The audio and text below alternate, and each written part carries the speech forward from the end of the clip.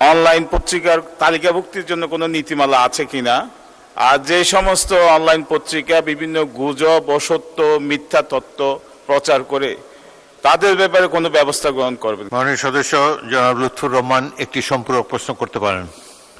ধন্যবাদ মাননীয় স্পিকার। আমরা সোশ্যাল মিডিয়ায় দেখতে পাই যে নিউজ অনলাইন পোর্টাল নামে অনেকগুলা নিউজ পত্রিকা, অনলাইন পত্রিকা বিভিন্নভাবে নিউজ করে, ফেক নিউজ করে।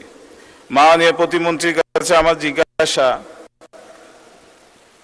অনলাইন পত্রিকার তালিকাভুক্তির জন্য কোনো নীতিমালা আছে কিনা, আর যে সমস্ত অনলাইন পত্রিকা বিভিন্ন গুজব, অসত্য, মিথ্যা তথ্য প্রচার করে তাদের ব্যাপারে কোনো ব্যবস্থা গ্রহণ করবেন কিনা। ধন্যবাদ মাননীয় স্পিকার।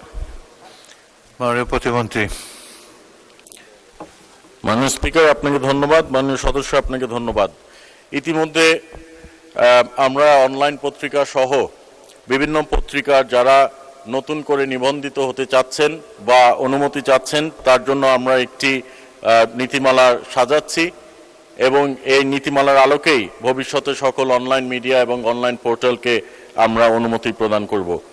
আপনার দ্বিতীয় প্রশ্ন যেটা করেছেন সেই বিষয়ে নোটিশ প্রদান করিলে আমরা এর উত্তর দিব ভবিষ্যতে। ধন্যবাদ মাননীয় স্পিকার।